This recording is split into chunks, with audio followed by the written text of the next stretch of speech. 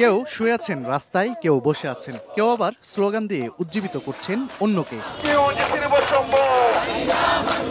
আবাসন ভাতা, পূর্ণাঙ্গ বাজেট অনুমোদন সহ ৩ দফা দাবিতে বৃহস্পতিবার দ্বিতীয় দিনের মতো রাজধানীর কাকরাইলে অবস্থান কর্মসূচি পালন করছেন জগন্নাথ বিশ্ববিদ্যালয়ের শিক্ষক শিক্ষার্থীরা।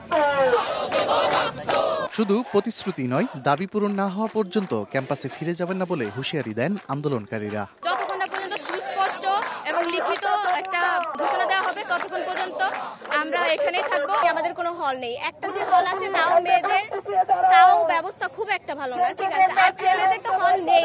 যৌক্তিক দাবি আদায়ের আগ পর্যন্ত আমরা এখানে অবস্থান করব এবং সুস্পষ্ট নির্দেশনা ছাড়া এখান থেকে উঠে যাব না। আমাদের দাবিগুলো একদম যৌক্তিক, দেশের প্রত্যেকটা মানুষ আমাদের দাবিগুলোকে জানতেছে এবং তারা সবাই আমাদের দাবির পক্ষে। এদিকে গতকাল রাতে সরকারের ঊর্ধ্বতনদের সঙ্গে বৈঠকে ইতিবাচক সাড়া না পাওয়ার কথা জানান বিশ্ববিদ্যালয় শিক্ষক সমিতির সাধারণ সম্পাদক।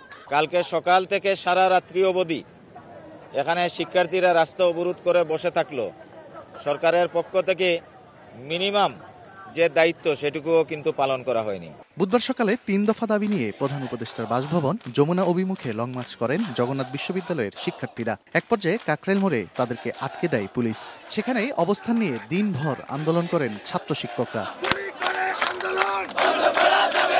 তানভীর হাসান মেঘ, সময় সংবাদ, ঢাকা।